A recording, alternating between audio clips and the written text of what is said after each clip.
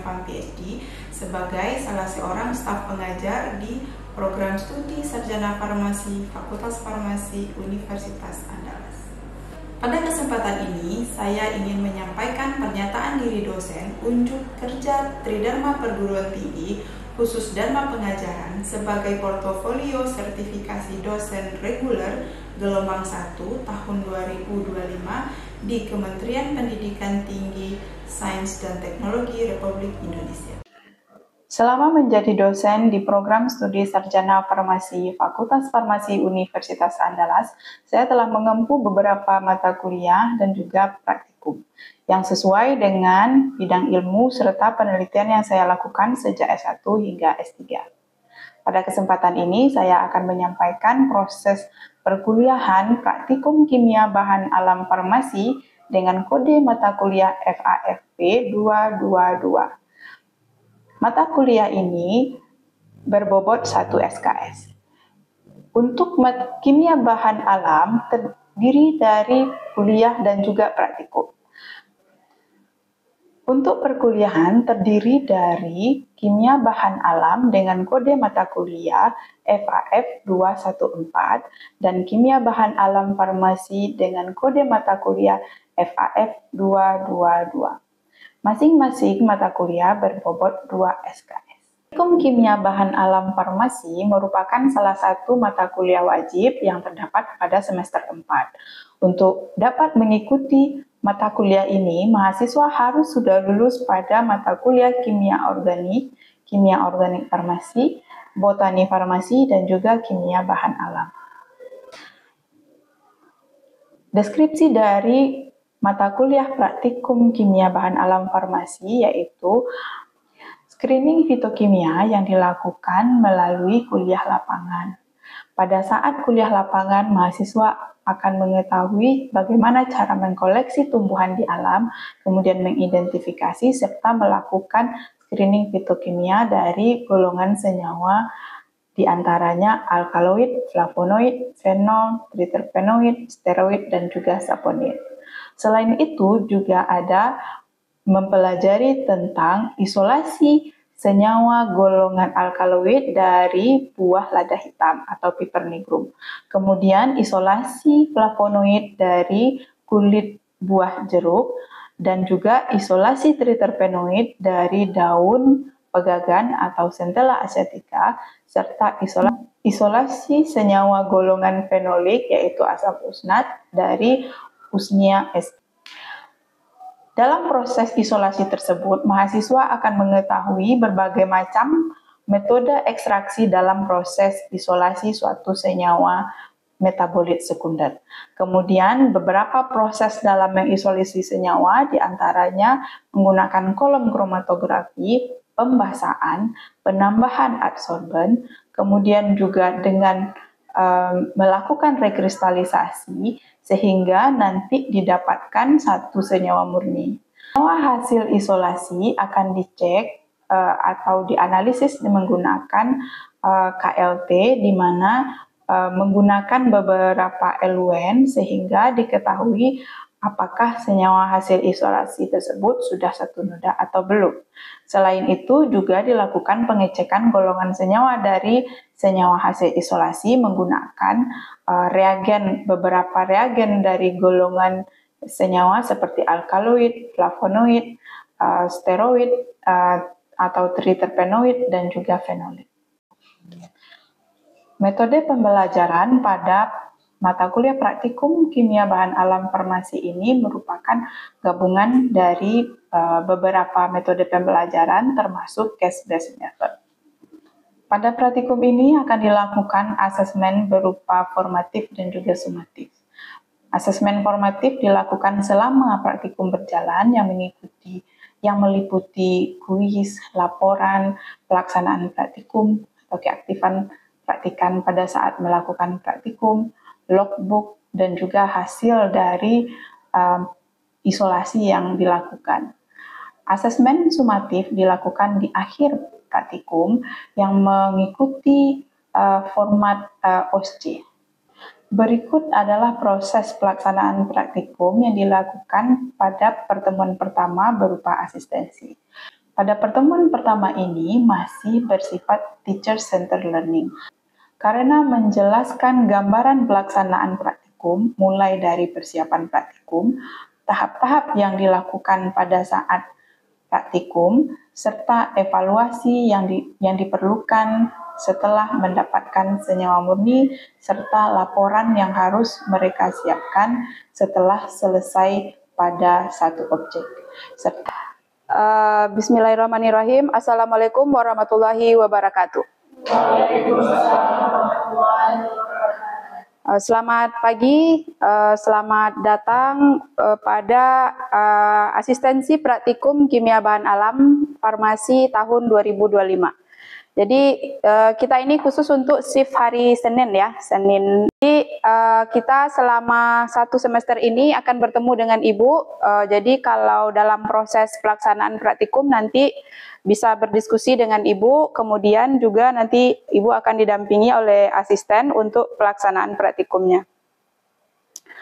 Praktikum ini merupakan salah satu mata kuliah wajib di mana jumlahnya 1 SKS, dan pada praktikum ini dititipkan capaian pembelajaran lulusan, diantaranya untuk menunjukkan sikap bertanggung jawab atas pekerjaan bidang keahlian secara mandiri. Kemudian ada yang secara pengetahuannya itu mampu memahami konsep teoritis ilmu dasar biomedik, Basic Biomedical Science, ilmu farmasi atau Pharmaceutical Science, farmasi sosial, perilaku administrasi, kemudian ilmu dasar biomedik serta ilmu dasar biomedik serta farmasi klinik secara mendasar. Kemudian ada juga dititipkan tentang kemampuan umum di sini adalah mampu menerapkan pemikiran logis, kritis, sistematis, dan inovatif dalam konteks pengembangan atau implementasi ilmu pengetahuan dan teknologi yang memperhatikan dan menerapkan nilai humaniora yang sesuai dengan bidang keahlian. Kalau bidang keahlian tentu kita di bidang farmasi ya prosesnya. Kemudian mampu untuk yang khususnya kita mahasiswa itu mampu mengidentifikasi masalah terkait obat dan alternatif solusinya. Khususnya kalau bahan alam ini lebih ke arah herbal medicine nanti ya. Kemudian mampu berkomunikasi dan membangun hubungan interpersonal serta menunjukkan penguasaan iptek, kemampuan riset dan kemampuan pengembangan diri. Selanjutnya dari CPL tersebut diturunkan menjadi CPMK atau capaian pembelajaran mata kuliah. Jadi pada mata kuliah ini ada capaian yang harus dicapai dan ini menjadi dasar nanti untuk dosen melakukan asesmen sehingga keluar nanti soal ujiannya harus seperti apa untuk bisa mengukur dan menilai ketercapaian dari mata kuliah ini yang telah dilakukan setelah dilalui oleh mahasiswa. Yang pertama itu mampu melakukan kuliah lapangan, nanti kita ada kuliah lapangan serta screening fitokimia dari tumbuhan yang dikoleksi di lapangan. Kemudian CPMK 2 mampu mengisolasi golongan senyawa dari tumbuhan seperti flavonoid, alkaloid, fenol, terpenoid, dan steroid. Kemudian mampu mengevaluasi senyawa metabolit sekunder yang diisolasi dari tumbuhan seperti flavonoid, alkaloid, fenol, terpen, dan steroid, serta mampu menyusun langkah untuk isolasi senyawa metabolit sekunder dan mengisolasi senyawa metabolit sekunder tersebut.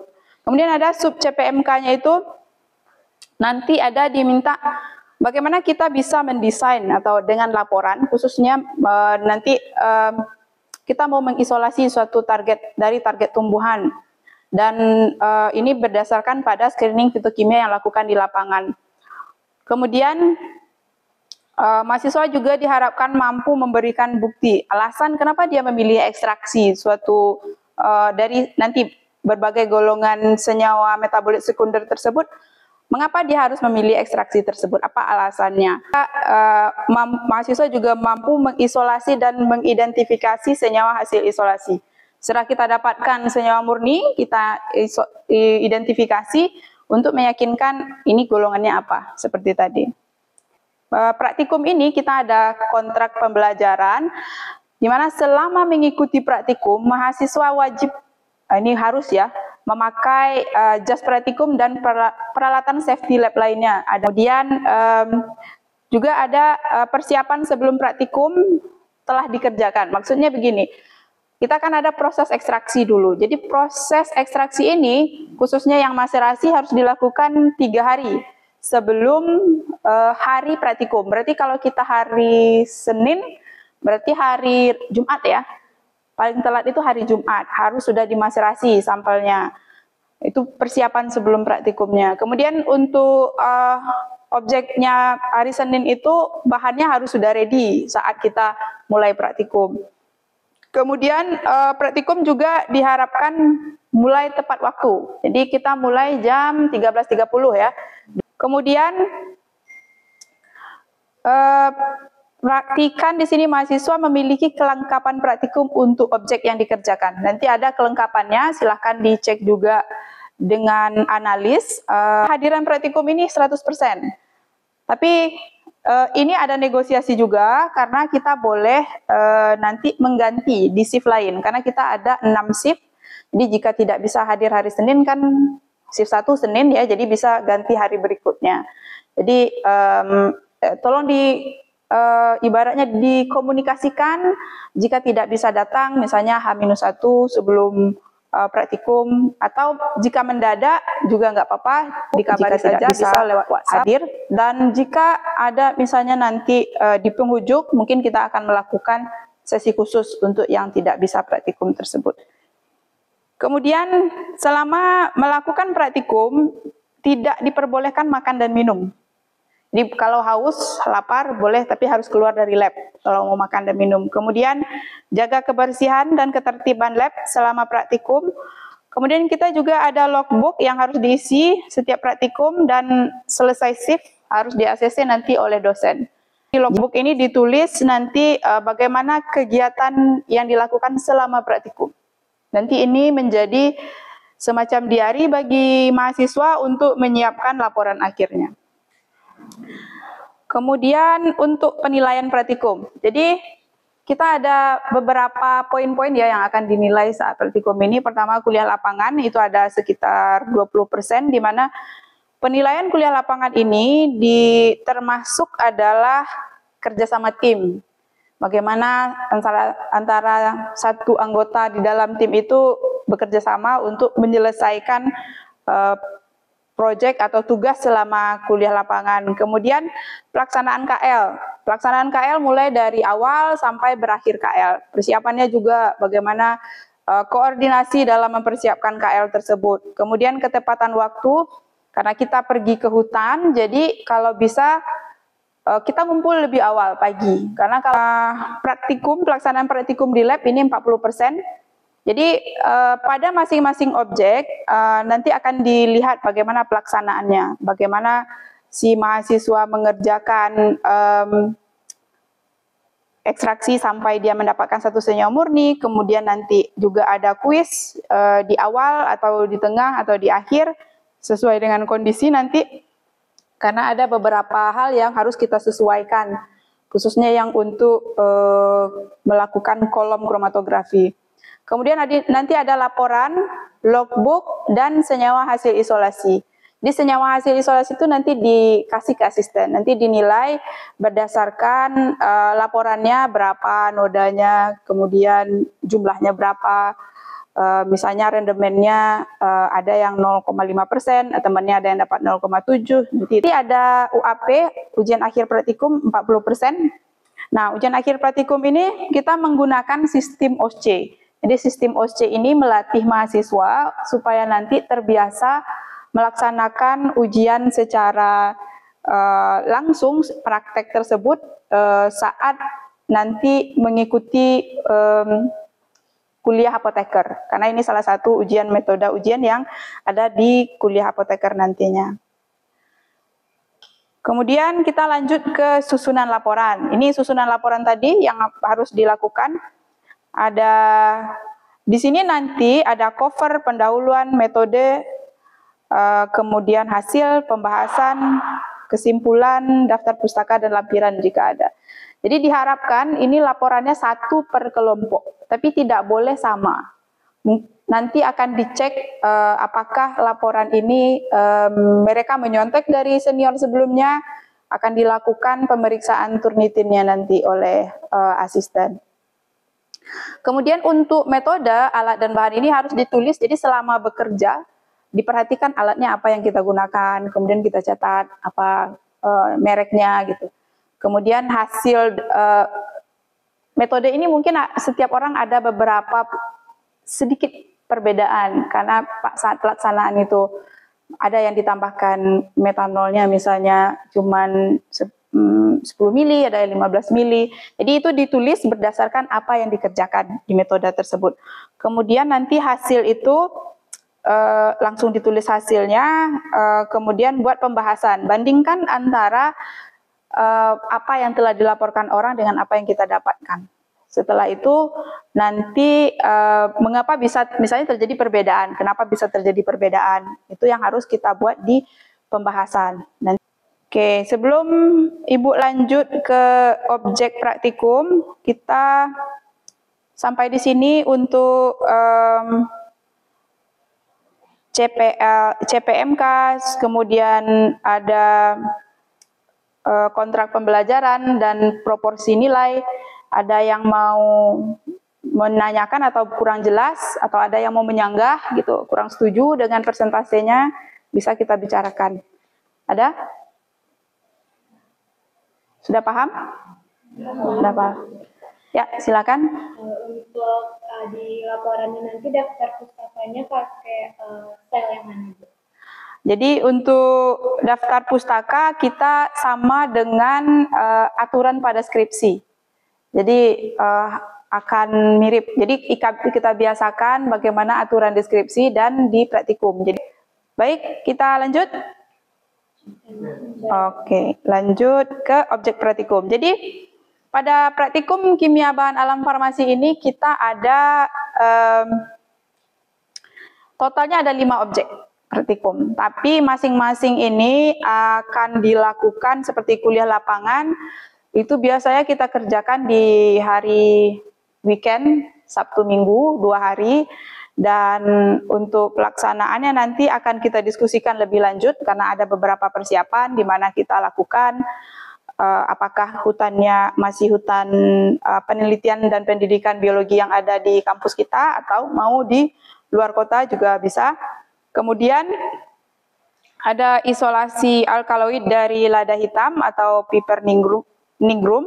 Kemudian ada isolasi flavonoid dari kulit buah jeruk, isolasi senyawa fenolik dari usnea, dan isolasi triterpenoid dari daun pegagan.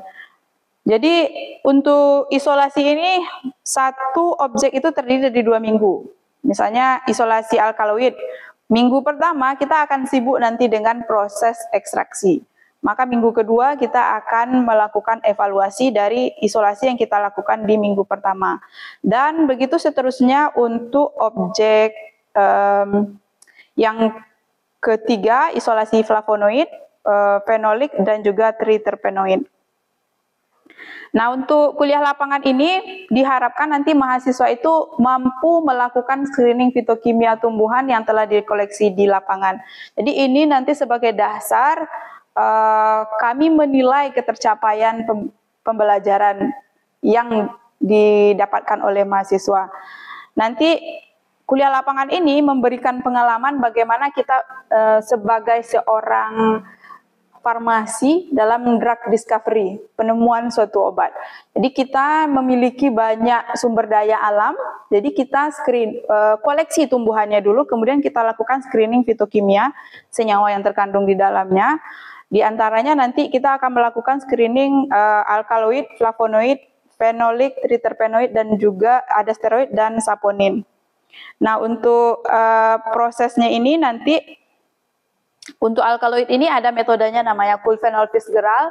Nanti kita menggunakan reagen Mayer. Nanti akan kita lihat bagaimana positif alkaloid itu dalam ada 4 fasenya. Ada yang positif 1, 2, 3, 4, 1, 2, 3 sampai 4 ya.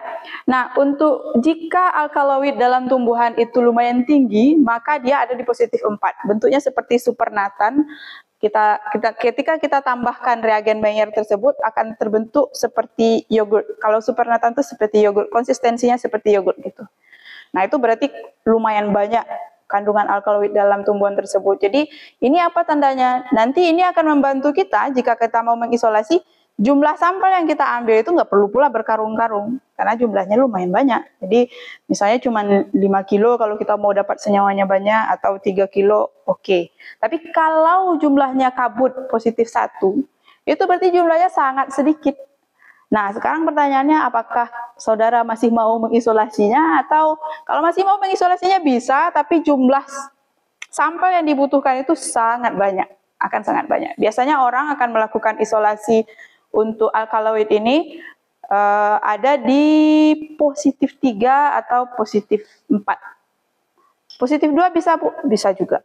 Boleh juga kok, nggak masalah. Tapi ingat tadi, jumlah sampel yang kita dapatkan. Jumlah sampel yang harus kita koleksi.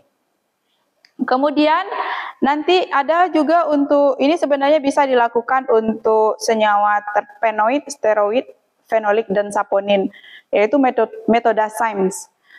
Pada metode Symes ini nanti kita ada 2 lapisan setelah kita ekstraksi, kita tambahkan kloroform dan air, kita dapatkan 2 lapisan, dan lapisan air ini digunakan untuk saponin, kemudian bisa juga untuk fenolik. Jadi untuk saponin kita aduk kuat saja dia, nanti terdapat busa yang bertahan 15 menit. Kalau nggak mau menunggunya, boleh kita tambahkan HCl sehingga dalam waktu sebentar sudah kelihatan hilang. Kalau dia hilang dengan penambahan HCl berarti dia negatif saponinnya. Kemudian untuk fenolik bisa kita tambahkan larutan FeCl3 atau reagen FeCl3. Nanti dia berwarna hitam atau biru, hijau atau biru kehitaman, menandakan dia positif. Kemudian untuk lapisan kloroformnya kita gunakan untuk mengidentifikasi terpen dan steroid dengan menambahkan anhidrida asetat dan asam sulfat pekat. Nanti akan terjadi perubahan warna, merah itu untuk terpen dan biru itu untuk steroid. Cyanidin test ini untuk menentukan flavonoid dengan menambahkan pada ekstrak etanol tersebut kita tambahkan HCl pekat dan serbu Mg. Nanti warnanya pink sampai merah. Biasanya itu untuk penandanya. Kemudian kita lanjut ke objek kedua, yaitu isolasi alkaloid. Jadi pada isolasi alkaloid ini mahasiswa akan mempunyai keahlian dalam mengisolasi senyawa piperin dari lada hitam ini. Adalah salah satu senyawa yang major dalam buah lada hitam ini. Jadi kita menggunakan proses ekstraksinya dengan menggunakan maserasi, menggunakan metanol. Jadi ini yang dikerjakan nanti 3 hari sebelum mulai praktikum ya, nanti ada maserasi. Kemudian nanti dalam prosesnya nanti kita uapkan dan kita tambahkan KOH 10%. KOH ini kita larutkan dalam metanol. Dan nanti KOH ini akan membantu untuk proses pembasaan. Nanti untuk hasil isolasi ini kita bisa cek kemurniannya dengan menggunakan KLT. Ini adalah salah satu tahap awal untuk mencek kemurnian suatu senyawa hasil isolasi ya.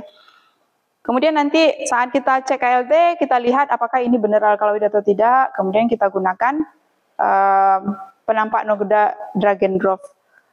Kemudian untuk isolasi senyawa flavonoid, ini nanti mahasiswa mempunyai pengalaman bagaimana melakukan isolasi senyawa nobiletin dari kulit jeruk. Jadi kulit jeruk yang terbuang itu banyak kandungan senyawa flavonoidnya, yang khususnya flavonoid yang banyak dikejar juga adalah flavonoid yang semipolarnya. Yang nobiletin ini dia yang aglikonnya ya. Jadi dia itu akan mudah kita tarik nanti dengan pelarut N-heksan dengan cara direflux.